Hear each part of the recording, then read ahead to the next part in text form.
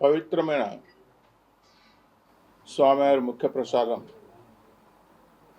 లడ్డు విషయంగా దాదాపు గత 2 సంవత్సరాల నుంచి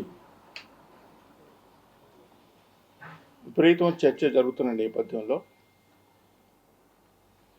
నేను గతంలో పెట్టిన ప్రెస్ మీట్ సందర్భంలో కానీ ఈ పవిత్రతను కాపాడాలి, ఇంతటితో ముగింపు పలకాలి, చాలా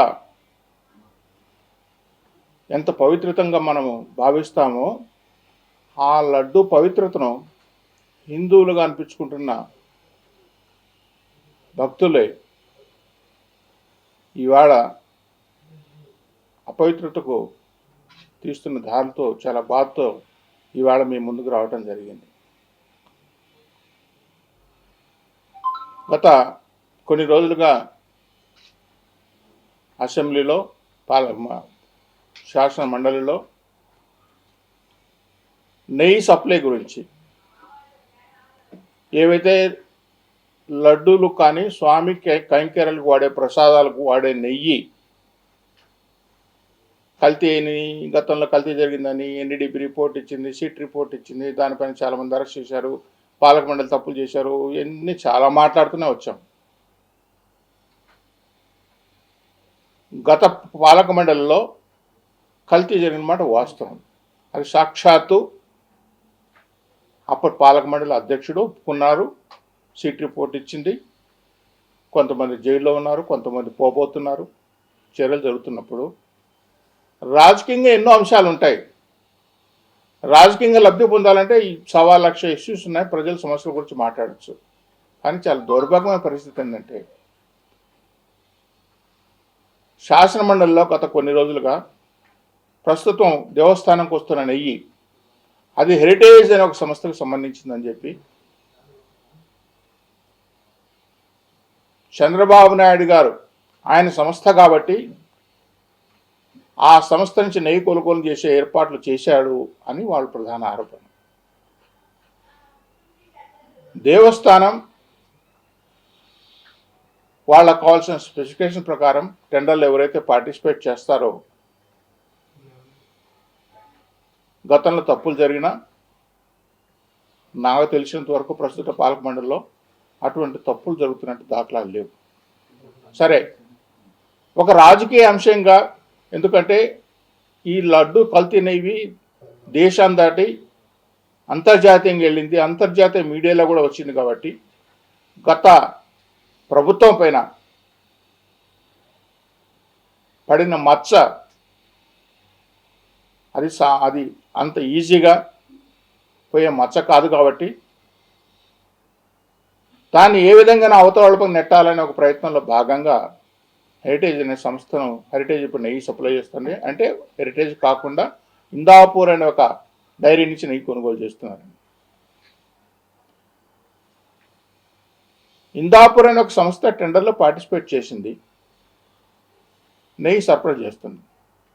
వాళ్ళ ఆరోపణ ఏముండాలంటే ఆ ఇందాపూర్ సంస్థ నెయ్యి సప్లై చేసే విషయంలో అయ్యా ఇందాపూర్ సంస్థ నుంచి నెయ్యి తిరుమల తిరుపతి దేవస్థానానికి ఇదో అది కల్తీ నెయ్యి అని మీరు చూపించగలిగితే, లేదా ఇందాపూర్ సంస్థకి వెళ్ళి అక్కడ నెయ్యి శాంపిల్ తీసుకొని మేమే కాదు కల్తీ చేసింది, మాకంటే ఎక్కువ కల్తీ చేశారు, ఇదిగో సాక్ష్యం అని చెప్పగలగాలి. కానీ ఆ ఇందాపూర్ సంస్థకు హెరిటేజ్కి సంబంధం ఉంది అని చెప్పి, అవును హెరిటేజ్ వాళ్ళ దగ్గర కోప్యాక్ చేసుకున్నామంటే వాస్తవమే, అది మీరేదో చిదంబర రహస్యంలాగా శోధించి కనిపెట్టిన విషయం ఏం కాదు.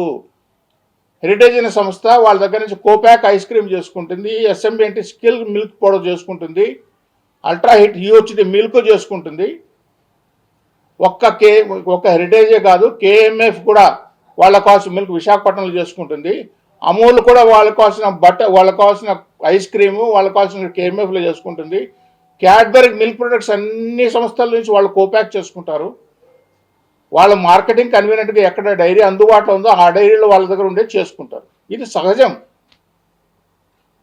వైఎస్ఆర్సీపీలో జరిగిన కన్స్ట్రక్షన్స్ అన్ని భారతీయ సిమెంట్స్ వాడుకోలేదా? సిమెంట్స్లో ఉండేటి 4-5 సిమెంట్లు ఉంటే భారతీయ సిమెంట్ కూడా వాడుకుంటారు. అంత మాత్రం తప్పేం కాదే. భారతీయ సిమెంట్ వాడకూడదని నిషేధం ఏమి ఉండదే. రాజకీయాల్లో ఉన్నంత మాత్రం వ్యాపారాలు చేయకూడదని ఏమి ఎక్కడ నిషేధం ఉండదే. అది తప్పు కాదు. మీ సాక్ష్య పేపర్లో కూడా మీరు సాక్ష్య పేపర్ పోను మిగతా పేపర్లకు ఎక్సెస్ కెపాసిటీ ఉన్న చోటా మోటా పేపర్లు మీరు ప్రింట్ చేస్తారు కదా, తప్పేం కాదే. అంత మాత్రం చేత ఒక డైరీని సప్లై చేస్తుందని చెప్పి దానికి హెరిటేజ్ సంస్థకు సంబంధం ఉందని చెప్పి ఆ హెరిటేజ్ సంస్థ హిందూపూర్ డైరీ సప్లై చేసింది. ఏం కనిపెట్టారు ఇప్పుడు మీరు? ఏమైనా కల్తీ అయినట్లు నిరూపించారా? కల్తీ జరుగుతున్నట్లు మీకు ఏమైనా అనుమానాలు ఉన్నాయా? ఆ ఇందాపూర్ సంస్థ చంద్రబాబు నాయుడు గారి అధికారంలోకి వచ్చినప్పుడే వస్తుంది, మిగతా టైం రాదు అని మీ ఆరోపణ ఉంది. మిగతా టైంలో వస్తే నాయన మీరు కేజీకి 25 రూపాయలు అడుగుతారు కదా. మీ పిల్లల వాళ్ళు వస్తే 25 రూపాయలు అడుగుతారు, భయంతో వాళ్ళు రాలేకపోయినారు కాబట్టి అప్పుడు వచ్చారు. మనిషి నెయ్యి ఇస్తామని చెప్పి ఇందాపూర్ దీన్ని తీసుకొని రాజకీయ అంశంగా అసెంబ్లీ మండలిలో 3 రోజుల నుంచి ఎందుకు పెట్టారు, ఆ డైరీని ఎందుకు తీసుకొచ్చారు? మీలాగా ల్యాబొరేటరీలు తయారు చేసి పామాయిల్ ఆయిల్ కలిపి చేసి కొత్త పదార్థం తయారు చేసి అది నెయ్యి అని చెప్పి చూపించి ఆ ప్రసాదాలు తయారు చేసిన పాపాన్ని పోలేదు కదా. అలా ఏమైనా జరిగింటే చూపించండి. ఇదో తప్పు చేశాడు, ఇన్ని మాట్లాడిన చంద్రబాబు నాయుడు గారు ఇప్పుడు చేసింది ఏంది అది కదా చూపించాల్సింది. అది చూపించుకోకుండా ఇందాపూర్ డైరీ సప్లై చేస్తానని 4 రోజుల నుంచి గగ్గోలు పెట్టడం ఎంతవరకు సమంజసం? మరి ఒక రాజకీయంగా ఒక నెయ్యిని తీసుకొని రాజకీయ అంశంగా తీసుకొని వాళ్ళు మా పైన దుమ్మేస్తారు కాబట్టి అంతకంటే ఎక్కువ దుమ్మేస్తామని చెప్పి ఒక ఆలోచన రావడం దౌర్భాగ్యమైన విషయం. ఒక భక్తునిగా చాలా ఆవేదన చెంది ఈవేళ నుంచి లడ్డు విషయం కూడా మాట్లాడకూడదు, అంత బాధ కలిగి మాట్లాడుతున్నాను. ఇది ఒక ఎత్తు అయితే స్వామీజీలు నన్ను మీటింగ్ పెట్టుకొని ఎప్పుడో 2 సంవత్సరాల ముందు కల్తీ జరిగింది, ఆ కల్తీ నెయ్యి వచ్చింది, ఆ కల్తీ నెయ్యి ప్రసాదాలు తీసుకొచ్చారని గుడి ప్రాయశ్చిత్తం చేశారు, సంప్రోక్షణ చేశారు. సనాతనవాది ఆయన సంప్రోక్షణ ఆయన పద్ధతిలో పవన్ కళ్యాణ్ గారు ఆయన చేశారు. 2 సంవత్సరాల తర్వాత ఏంటి స్వామిలు ఇప్పుడు మీరు ఒక మీటింగ్ పెట్టుకోవటము, ముడుపులు కట్టుకున్నాం మనమంతా. ఇప్పుడు ఏంది కల్తీ జరుగుతుంది కొండపైన? కల్తీ లడ్లు ఏమైనా తయారవుతున్నాయా? గత ప్రభుత్వంలో 2 ఏళ్ల ముందు జరిగిన విషయానికి ఇప్పుడు మీరు తీసుకొచ్చి మీరు మనం బజార్లోకి వచ్చి మేము సంప్రోక్షణ చేస్తున్నాము, ముడుపులు కట్టుకుంటున్నాము, మీరంతా రావాలి, కుటుంబ సమేతంగా రావాలని. ఇప్పుడు ఏం జరిగింది కాబట్టి స్వామి? మీరు చేసిన సలహాల వల్లే కదా, మీరు ఇచ్చిన సలహాల వల్లే కదా అప్పుడు అధికార పక్షంలో అప్పుడు పాలక మండలి ఉన్నప్పుడు వాళ్ళు చెప్పిన వాటికంతా మీరు లైసెన్స్ ఇచ్చే కదా జరిగింది. మీరు లైసెన్స్ మీరంతా కూర్చొని మీ స్వామీజీలు మఠాధిపతులు పీఠాధిపతులు కూర్చొని అయ్యా వైకుంఠ ఏకాదశి 2 రోజులు కాదు 10 రోజులు చేయండి అని చెప్పి వాళ్ళకు అనుకూలంగా మీరు సర్టిఫికేట్ ఇస్తారు కదా పెట్టింది. మీరు సర్టిఫికేట్ ఇస్తారు కదా ఆంజనేయ స్వామి 7 కొండల్లో ఒక కొండ ఆయన పుట్టాడని చెప్పి మీరు సర్టిఫికేట్ ఇస్తారు కదా వాళ్ళు తెగిచ్చారు. మీరు సర్టిఫికేట్ ఇస్తారు కదా బ్రహ్మోత్సవాల్లో గరుడ స్వామి నెలకు ఒకసారి చేసుకోవచ్చు అని చెప్పింది. మీరు స్వామీజీలు మఠాధిపతులు చెప్పిందే కదా.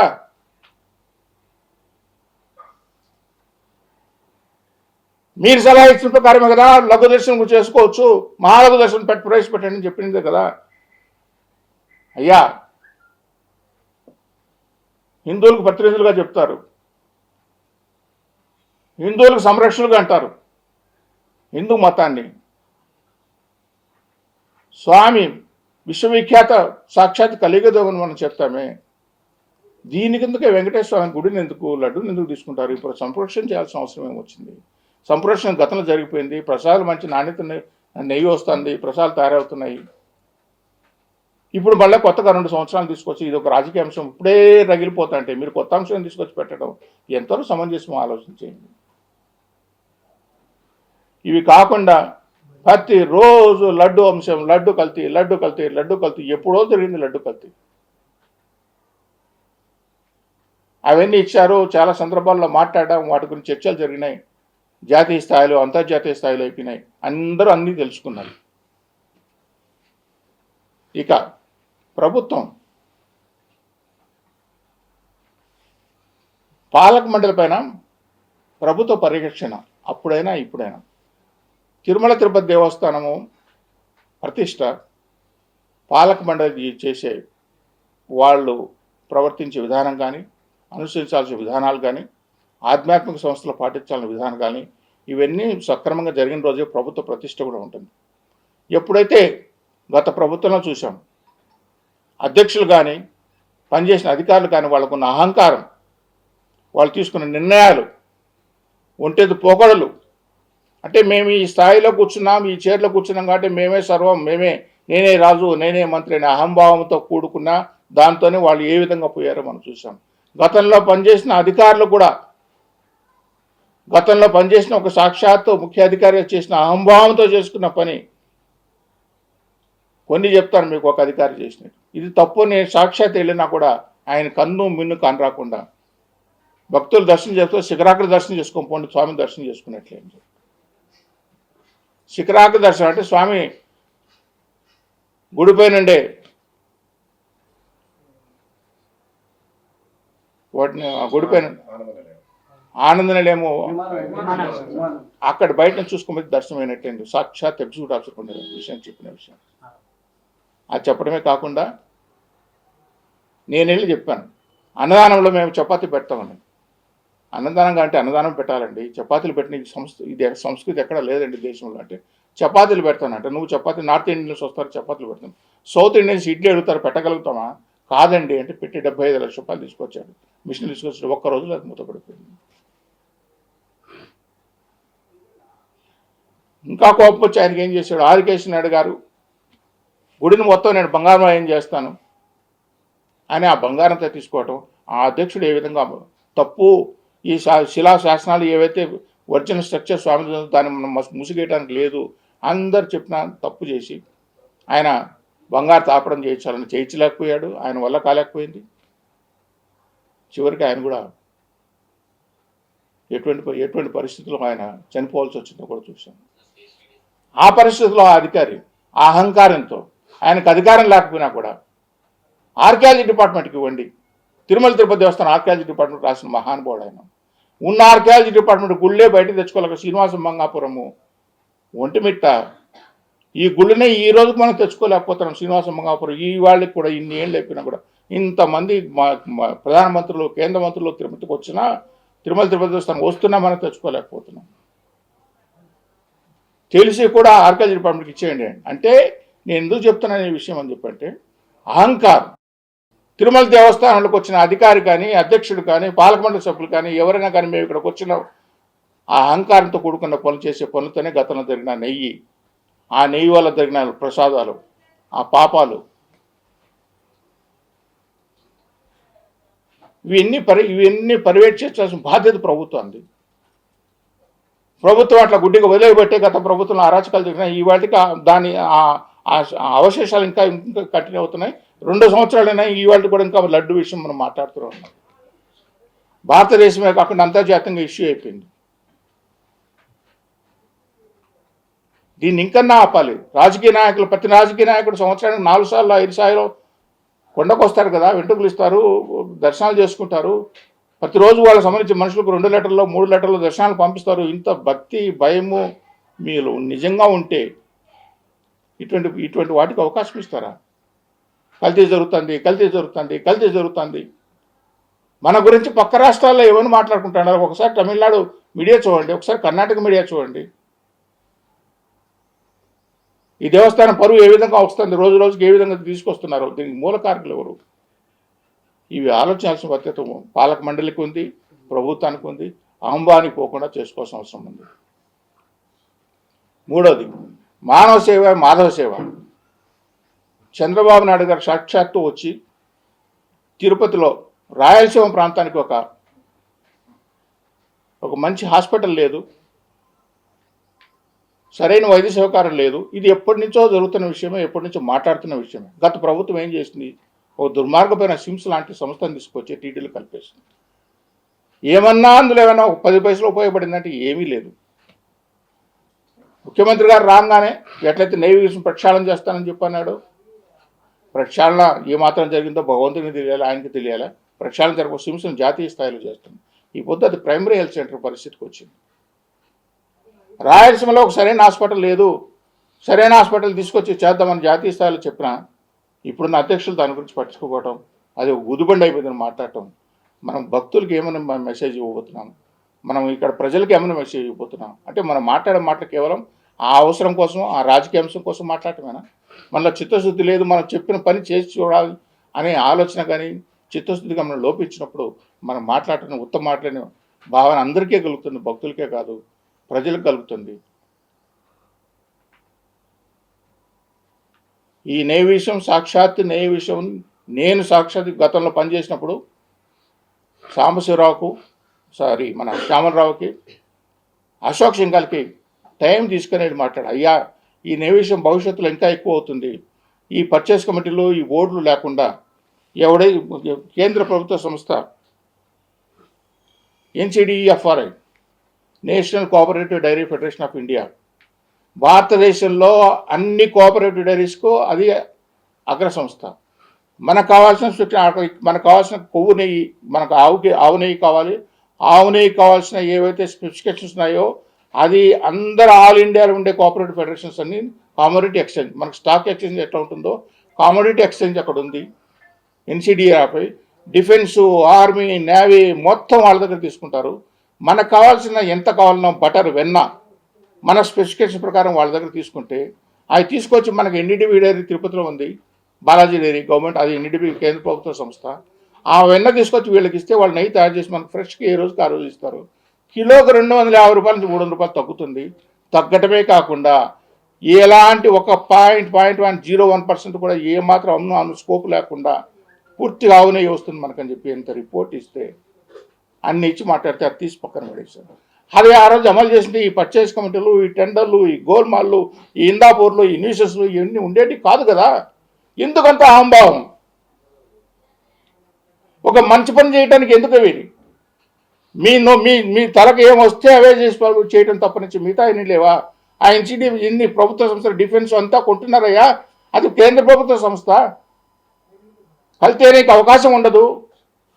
వెన్న తీసుకుంటారు ఫ్రెష్గా, వెన్న మనకి ఇక్కడ వాళ్ళది ఖాళీగా ఉంది NDDB డైరీ తిరుపతిలో, తీసుకొస్తారు సప్లై చేయమంటే దాని గురించి పట్టించుకుని దాఖలండి. ఇద్దరు ఎగ్జిక్యూటివ్ ఆఫీసర్తో మాట్లాడి చెప్తాను, అవే చేసింది ఈరోజు ఈ సమస్య కాదు కదా. అడ్డమైన వాళ్ళకి సమాధానం చెప్పాల్సిన పనే లేదు కదా. ఇలాగా వాళ్ళ ఇష్ట ప్రకారం వాళ్ళకి ఆలోచన ఏది వస్తే అన్ని చేస్తూ వస్తే డబ్బుకు డబ్బు ఆదా అయ్యేది, కిలోకి 250 నుంచి 300 రూపాయలు తగ్గేది. ఈ కమిటీలు, ఈ పర్చేస్ కమిటీలు, వాడికి చేశాడు ఈ న్యూస్ చేసే ఉంటుంది కదా. ఒక ఏర్పాటు చేద్దాం, ఇది భవిష్యత్తులో ఉండిపోతుంది అని ఎంతో ప్రయత్నంతో నేను చెప్పి చేస్తే దాని గురించి పట్టించుకున్న వాళ్ళు ఇంకెవరికి చెప్పాలండి? దీంట్లో అనుమానాలు కానీ అపోహలు కానీ అవినీతి కానీ అవకాశం ఉండదు. భక్తులకు మంచి ప్రసాదం అందిస్తామని చెప్పండి. ఇలాగా ప్రతి అంశంలోనూ నిర్ణయాలు తీసుకోవటంలో ఆచితూచి నిర్ణయాలు తీసుకోకుండా మనకి ఏది మెదకు వస్తే అది తీసుకొద్దాం, ఏది మనకు వస్తే ఇది ఇంప్లిమెంట్ చేయాలని ఆ అహంభావము నేను పట్టిందే జరగాలని చెప్పి ఆ మూర్ఖత్వంతో ఈరోజు దేవస్థానం ఈ స్థాయికి వచ్చింది. ఇంకన్నా ఈ విషయాలపైన దేవస్థానం పరువు, స్వామికి సంబంధించిన కైంకర్యాలు కానీ, స్వామికి సంబంధించిన ప్రసాదాలు కానీ, భక్తులకు వచ్చే విషయాలపైన వీటిపైన కానీ బాధ్యత లేకుండా మనం మాట్లాడితే చులకన అయిపోతాము. హిందూ సమాజంలో, హిందూ దృష్టిలో చులకన అయిపోతాము. ఈ లడ్డు ప్రశ్న రోజు రోజుకు ఇంకా పెరిగిపోతుంది, రాజకీయ ఎత్తులు భాగమైపోతుంది స్వామి లడ్డు. ఇది కాకూడదని చెప్పి రాజకీయ నాయకులను, రాజకీయ పార్టీలను, పాలక మండలిని, ప్రభుత్వాన్ని కూడా నేను వేడుకుంటున్నాను ఒక స్వామి భక్తుడిగా.